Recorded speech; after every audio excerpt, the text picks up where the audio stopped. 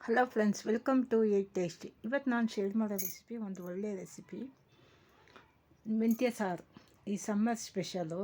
ಸಮ್ಮರ್ಗೆ ಎಲ್ಲರಿಗೂ ಮೈ ಹೀಟಾಗಿರುತ್ತೆ. ಈ ಮೆಂತ್ಯ ಸಾರು ತುಂಬ ತಂಪು. ಇದನ್ನು ಹೆಂಗೆ ಮಾಡೋದಂತ ನೋಡ್ಕೊಳ್ಳೋಣ ಬನ್ನಿ ಫ್ರೆಂಡ್ಸ್. ವೀಡಿಯೋಗೆ ಹೋಗೋಣ. ಅದಕ್ಕೂ ಮುಂಚೆ ನಾನು ವೀಡಿಯೋ ಫಸ್ಟ್ ಟೈಮ್ ಮಾಡೋದಾದರೆ ಸಬ್ಸ್ಕ್ರೈಬ್ ಮಾಡ್ಕೊಂಡು ನೋಡಿ, ಪಕ್ಕದಲ್ಲಿರೋ ಬೆಲ್ಲೈಕನ್ನ ಪ್ರೆಸ್ ಮಾಡಿ. ನಾನು ಹಾಕೋ ವೀಡಿಯೋ ನಿಮ್ಗೆ ತಕ್ಷಣ ಬರುತ್ತೆ ಫ್ರೆಂಡ್ಸ್. ಈ ಮೆಂತ್ಯ ಹಿಟ್ಟು ನಾವು ಸಾರು ಮಾಡೋದು ಮೈಗೆ ತುಂಬ ಒಳ್ಳೆಯದು. ಯಾಕಂದರೆ ಇವಾಗ ಸಮ್ಮರ್, ಬೇಸಿಗೆ ಜಾಸ್ತಿ ಇದೆ, ಬಿಸಿಲು. ಆ ಬಿಸಿಲಲ್ಲಿ ಎಲ್ಲರಿಗೂ ಮೈ ಹೀಟಾಗುತ್ತೆ. ಇದು ನಾವು ಸೇರಿಸ್ಕೊಂಡ್ರೆ, ಮೆಂತ್ಯನ ಸೇರಿಸ್ಕೊಂಡ್ರೆ ಅಷ್ಟೊಂದು ಹೀಟಾಗಲ್ಲ, ತಂಪಾಗಿರುತ್ತೆ ಮೈಯೆಲ್ಲ. ಅದರಿಂದ ಇದು ಬೇಸಿಗೆಯಲ್ಲೇ ಜಾಸ್ತಿ ಯೂಸ್ ಮಾಡ್ಕೊಳ್ಳೋಣ ಈ ಸಾರನ್ನ, ಈ ಗ್ರೇವಿನ. ಇದನ್ನು 2-3 ಥರ ಮಾಡ್ಬೋದು. ಇವತ್ತು ನಾನು ಬರೀ ಮೆಂತ್ಯನೇ ಹಿಟ್ಟು ಮಾಡ್ತಾಯಿದ್ದೀನಿ. ಬನ್ನಿ ಫ್ರೆಂಡ್ಸ್, ವೀಡಿಯೋಗೆ ಹೋಗೋಣ. ಇದಕ್ಕೆ ನಾನು ಮೊದಲು ಒಂದು ನಿಂಬೆಹಣ್ಣಷ್ಟು ಹುಣಸೆಹಣ್ಣು ತೊಳೆದುಬಿಟ್ಟು ಇದನ್ನು ಒಂದು ಸ್ವಲ್ಪ ಹೊತ್ತು, ಒಂದು 10 ನಿಮಿಷ ನೆನೆ ಹಾಕಿದ್ರೆ ಸಾಕು. ನೆನೆ ಹಾಕ್ಕೊಳ್ಳೋಣ. ನಾನು ಆಲ್ರೆಡಿ ಮೆಂತ್ಯ ಒಂದು 100 ಗ್ರಾಮ್ ಮೆಂತ್ಯ ನೆನೆ ಹಾಕಿದ್ದೀನಿ. ನಿಮ್ಗೆ ಎಷ್ಟು ಬೇಕೋ ಅಷ್ಟು ನೆನೆ ಹಾಕ್ಕೊಳ್ಳಿ. ನಾನು ಒಂದು ಸ್ವಲ್ಪ ಜಾಸ್ತಿನೇ ನೆನೆ ಹಾಕ್ಕೊಂಡಿದ್ದೀನಿ ಮೆಂತ್ಯನ. ಒಂದು 2-3 ಅವರ್ ನೆನೆ ಹಾಕ್ಕೊಳ್ಳಿ. ಚೆನ್ನಾಗಿ ನೆಂದಿರಬೇಕು ಅದು.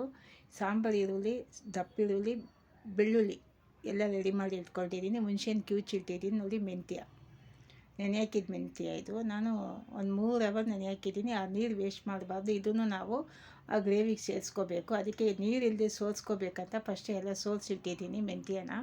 ಟೊಮೊಟೊ 1-2 ಬೇಕು. ಎಣ್ಣೆ ಒಂದು ಸ್ವಲ್ಪ ಧಾರಾಳವಾಗಿ ಸೇರಿಸ್ಕೊಳ್ಳಿ. ಇದಕ್ಕೆ ಜಾಸ್ತಿ ನೀವು ಎಣ್ಣೆ ಸೇರಿಸಿದ್ರೆ ಟೇಸ್ಟ್ ತುಂಬ ಚೆನ್ನಾಗಿ ಬರುತ್ತೆ. ಇನ್ನೊಂದು, ಅದೆಲ್ಲ ಫ್ರೈ ಆಗಬೇಕು. ಈರುಳ್ಳಿ, ಬೆಳ್ಳುಳ್ಳಿ, ಟೊಮೊಟೊ, ಮೆಂತ್ಯ ಎಲ್ಲ. ಅದರಿಂದ ಎಣ್ಣೆ ಒಂದು ಸ್ವಲ್ಪ ಧಾರಾಳವಾಗಿ ಸೇರಿಸ್ಕೊಳ್ಳಿ. ಸಾಂಬಾರು ಈರುಳ್ಳಿ ಆಪ್ಷನ್ ನಿಮಗೆ, ಅದು ಇದ್ದರೆ ನಿಮಗೆ ಎಷ್ಟು ಆಗುತ್ತೋ ಅಷ್ಟು ಸೇರಿಸ್ಕೊಳ್ಳಿ. ದಪ್ಪ ಈರುಳ್ಳಿ ಬೇಕಿಲ್ಲ, ಬರೀ ಸಾಂಬಾರು ಈರುಳ್ಳಿನೇ ಸಾಕು. ನಾನು ಇದೊಂದು ಸ್ವಲ್ಪ ಅದೊಂದು ಸ್ವಲ್ಪ ಸೇರಿಸಿದ್ದೀನಿ. ಫಸ್ಟು ಸಾಂಬಾರು ಈರುಳ್ಳಿ ಹಾಕ್ಬಿಟ್ಟು ಆಮೇಲೆ ಒಂದು 2 ನಿಮಿಷ ಬಿಟ್ಟು ದಪ್ಪ ಈರುಳ್ಳಿ ಮತ್ತು ಬೆಳ್ಳುಳ್ಳಿ ಸೇರಿಸಿ ಅದನ್ನು ಫ್ರೈ ಮಾಡ್ಕೊಳ್ಳೋಣ. ಕಲರ್ ಚೇಂಜ್ ಆಗೋ ತನಕ ಇದಿಸ್ಬಾರ್ದು. ಒಂದು ತೆಂಗಿನಕಾಯಿನ ಅದನ್ನು ಸಪ್ರೇಟಾಗಿ ಹಾಲು ಒಂದು ಕಡೆ ತೆಗೆದು ಇಟ್ಕೊಳ್ಳಿ. ನೋಡಿ, ಕಲರ್ ಚೇಂಜ್ ಆಗ್ತಾ ಬಂತು. ಈಗ ಒಂದು ಸ್ವಲ್ಪ ಕರಿಬೇವು ಸೇರಿಸ್ಕೊಳ್ಳೋಣ. ಇನ್ನು ಒಂದು ಸ್ವಲ್ಪ ಹೊತ್ತು ಕಲರ್ ಚೇಂಜ್ ಆಗ್ತಾಯಿದೆ. ಈಗ ಟೊಮೊಟೊ ಸಣ್ಣದಾಗಿ ಕಟ್ ಮಾಡಿಟ್ಟಿದ್ದೀನಿ, ಅದನ್ನು ಸೇರಿಸ್ಕೊಳ್ಳೋಣ. ಟೊಮೊಟೊ ಸಾಫ್ಟ್ ಆಗೋ ತನಕ ಚೆನ್ನಾಗಿ ಫ್ರೈ ಮಾಡ್ಕೊಳ್ಳಿ. ಕೈ ಬಿಡದೆ ಸೀದೋಗುತ್ತೆ. ಈಗ ಆದಷ್ಟು ಲೋ ಮೀಡಿಯಮ್ ಫ್ಲೇಮಲ್ಲಿ ಇಟ್ಕೊಳ್ಳಿ. ನಾನು ಕಾಪರ್ ಬಾಟಮ್ ಬಾಣಲಿ ಇಟ್ಟಿದ್ದೀನಿ. ಇವು ಇನ್ನು ಇಂಡೋಲಿಯಂ ಬಾಣಲಿ ಇದ್ದರೆ ಚೆನ್ನಾಗಿರುತ್ತೆ. ಕಲ್ಕತ್ತಾ ಬಾಣಲಿ ನಮ್ಮನೇಲಿ ಇದೆ. ಇವತ್ತು ನಾನು ಕಾಪರ್ ಬಾಟಮ್ ಇಟ್ಬಿಟ್ಟೆ. ನೋಡಿ, ಟೊಮೊಟೊ ಎಲ್ಲ ಫ್ರೈ ಆಯಿತು. ಈಗ ನೆನೆ ಹಾಕಿರೋ ಮೆಂತ್ಯ ಅದನ್ನು ಸೇರಿಸಿ ಚೆನ್ನಾಗಿ ಫ್ರೈ ಮಾಡ್ಕೊಳ್ಳೋಣ. ಒಂದು 5-10 ನಿಮಿಷ ಲೋ ಮೀಡಿಯಮ್ ಫ್ಲೇಮಲ್ಲಿ ಇಟ್ಟು ಚೆನ್ನಾಗಿ ಫ್ರೈ ಮಾಡ್ಕೊಳ್ಳಿ. ಯಾಕಂದರೆ ಕಸರೆ ಬರೋಲ್ಲ. ಕಹಿ ಇದ್ದರೆ ಮಕ್ಕಳು ಇಷ್ಟಪಡೋಲ್ಲ, ನಮಗೂ ಇಷ್ಟ ಆಗೋಲ್ಲ. ನೀವು ಇದನ್ನು ಎಣ್ಣೆಲಿ ಚೆನ್ನಾಗಿ ಫ್ರೈ ಮಾಡಿಕೊಂಡ್ರೆ ಅರ್ಧ ಎಣ್ಣೆಲೆ ಬೆಂದೋಗುತ್ತೆ.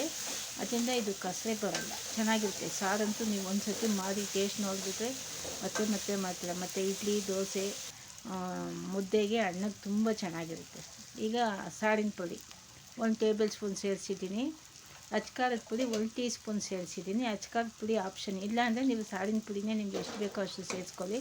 ಅರಿಶಿನ ಪುಡಿ ಎಲ್ಲ ಹಾಕಿ ಅದನ್ನು ಒಂದು ಸ್ವಲ್ಪ ಮಿಕ್ಸ್ ಮಾಡಿಬಿಟ್ಟು ಈಗ ಮೆಂತ್ಯ ನೆನೆ ಹಾಕಿರೋ ನೀರಿದೆಯಲ್ಲ ಅದನ್ನು ಸೇರಿಸ್ಕೊಳ್ಳೋಣ ಫಸ್ಟು. ಇದನ್ನು ವೇಸ್ಟ್ ಮಾಡೋಕ್ಕೆ ಹೋಗಬೇಡಿ, ಕೆಳಗಡೆ ಚೆಲ್ಲಬೇಡಿ.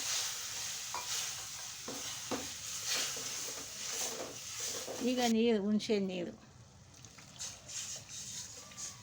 1 ನಿಂಬೆಹಣ್ಣಷ್ಟು ನಾನು ಫಸ್ಟೇ ನೆನೆ ಹಾಕಿ ಅದನ್ನು ಕಿವುಚ್ಕೊಂಡೆ. ಮತ್ತು ಸಾರಿಗೆ ನಿಮ್ಗೆ ಎಷ್ಟು ನೀರು ಬೇಕೋ ಅಷ್ಟು ಸೇರಿಸ್ಕೊಳ್ಳಿ. ತುಂಬ ನೀರಾಗಿದ್ದರೆ ಈ ಸಾರು ಚೆನ್ನಾಗಿರಲ್ಲ. ಆದಷ್ಟು ಒಂದು ಸ್ವಲ್ಪ ಗಟ್ಟಿ ಇದ್ದರೆ ಚೆನ್ನಾಗಿರೋದು. ರುಚಿಗೆ ತಕ್ಕಷ್ಟು ಉಪ್ಪು ಸೇರಿಸಿದ್ದೀನಿ. ಈಗ ಮಿಕ್ಸ್ ಮಾಡ್ಕೊಳ್ಳಿ. ನೀರು ಎಷ್ಟು ಬೇಕೋ ಒಂದೇ ಸತಿ ಹಾಕ್ಕೊಳ್ಳಿ. ಗ್ರೇವಿನ ತೆಂಗಿನಕಾಯಿ ಹಾಲು ಇಲ್ಲದೇ ಮಾಡ್ಬೋದು, ಆದರೆ ಹಾಲು ಹಾಕಿದ್ರೆ ಚೆನ್ನಾಗಿರುತ್ತೆ. ಅಚ್ಕಾರದ ಪುಡಿ ಹಾಕಿರೋದ್ರಿಂದ ಕಲರ್ ನೋಡಿ ತುಂಬ ಚೆನ್ನಾಗಿರುತ್ತೆ. ನಿಮ್ಗೆ ಆಪ್ಷನ್ ಅಚ್ಕಾರದ ಪುಡಿ ಇದ್ದರೆ ನೀವು ಸೇರಿಸ್ಕೋಬೋದು, ಇಲ್ಲಾಂದರೆ ಸಾರಿನ ಪುಡಿನೇ ಸೇರಿಸ್ಕೊಳ್ಳಿ, ಏನು ತೊಂದರೆ ಇಲ್ಲ. ಈಗ ಕುದಿಯೋಕ್ಕೆ ಸ್ಟಾರ್ಟ್ ಆಗ್ತಾಯಿದೆ ನೋಡಿ. ಹುಣಸೆಹಣ್ಣು ವಾಸನೆ, ಹಸಿ ವಾಸನೆ ಹೋಗೋ ತನಕ ಚೆನ್ನಾಗಿ ಕುದಿಸ್ಕೊಳ್ಳಿ. ಒಂದು 5-6-7 ನಿಮಿಷನೇ ಆಗುತ್ತೆ. ಹುಣಸೆಹಣ್ಣು ವಾಸನೆ ಹೋಗಬೇಕು. ಫಾಸ್ಟಲ್ಲಿ ಇಡಬೇಡಿ, ಲೋ ಮೀಡಿಯಮ್ ಫ್ಲೇಮಲ್ಲೇ ಇಟ್ಟು ಕುದಿಸ್ಕೊಳ್ಳಿ. ನಿಧಾನಕ್ಕೆ ಕುದಿಸ್ಕೊಳ್ಳಿ. ವಾಸನೆ ನೀವು ಫಾಸ್ಟಲ್ಲಿ ಇಟ್ಟು ಕುದಿಸಿದ್ರೆ ಅದು ವಾಸನೆ ಅಷ್ಟು ಬೇಗ ಹೋಗಲ್ಲ, ಹಸಿ ವಾಸನೆ.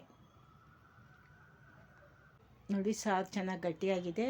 ಕೆಲವರು ತೆಂಗಿನಕಾಯಿ ಹಾಲು ಹಾಕಲ್ಲ, ನಾನು ತೆಂಗಿನಕಾಯಿ ಹಾಲು ಹಾಕ್ತಾಯಿದ್ದೀನಿ.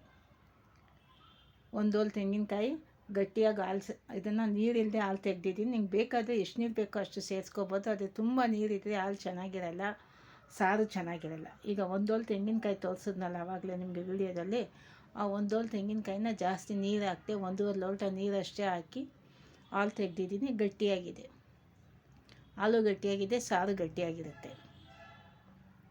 ಇದನ್ನು ತುಂಬ ಹೊತ್ತು ಕುದಿಸ್ಬಾರ್ದು.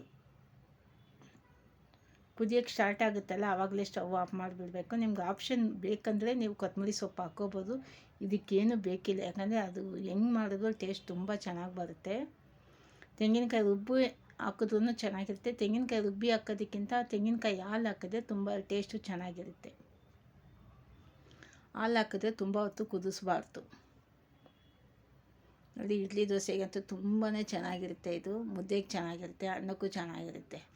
4-5 ದಿವಸ ತನಕ ಇದು ಕೆಟ್ಟೋಗಲ್ಲ. ಅದಕ್ಕಂತ 4-5 ದಿವಸ ಇಟ್ಕೊಳ್ಳಿ ಅನ್ನಲ್ಲ, ಇದ್ರೂ ಕೆಟ್ಟೋಗಲ್ಲ. ಎಣ್ಣೆ ಸಪ್ರೇಟ್ ಆಗೋ ತನಕ ಆ ಹುಣಸೆ ನೀರು ಹಾಕಿದ್ಮೇಲೆ ಎಣ್ಣೆ ಸಪ್ರೇಟ್ ಆಗಬೇಕು. ಆಮೇಲೆ ನೀವು ತೆಂಗಿನಕಾಯಿ ಹಾಕಿ ಸೇರಿಸ್ಬೇಕು, ಆವಾಗಲೇ ಅದು ಟೇಸ್ಟು. ನೋಡಿ, ಚೆನ್ನಾಗಿ ಗಟ್ಟಿಯಾಗೇ ಬಂದಿದೆ, ನೀರಾಗೇನೂ ಬಂದಿಲ್ಲ. ತುಂಬ ಚೆನ್ನಾಗಿ ರೆಡಿಯಾಗಿದೆ ನೋಡಿ ಮೆಂತ್ಯ ಸಾರು. ಅದು ಈ ಬೇಸಿಗೆಗೆ ತಂಪು, ನಮ್ಮ ಮೈಗೆ ತುಂಬ ಒಳ್ಳೆಯದಿದು. ಮತ್ತು ಶುಗರ್ ಪೇಷಂಟ್ಗಳಿಗೆಲ್ಲ ತುಂಬಾ ಒಳ್ಳೆಯದು. ಫ್ರೆಂಡ್ಸ್, ಈ ಮೆಂತ್ಯ ಸಾರು ತುಂಬ ಚೆನ್ನಾಗಿ ರೆಡಿಯಾಗಿದೆ. ನಿಮಗೆ ಈ ವಿಡಿಯೋ ಇಷ್ಟ ಆದರೆ ಶೇರ್ ಮಾಡಿ, ಲೈಕ್ ಮಾಡಿ, ಸಬ್ಸ್ಕ್ರೈಬ್ ಮಾಡಿ ಫ್ರೆಂಡ್ಸ್.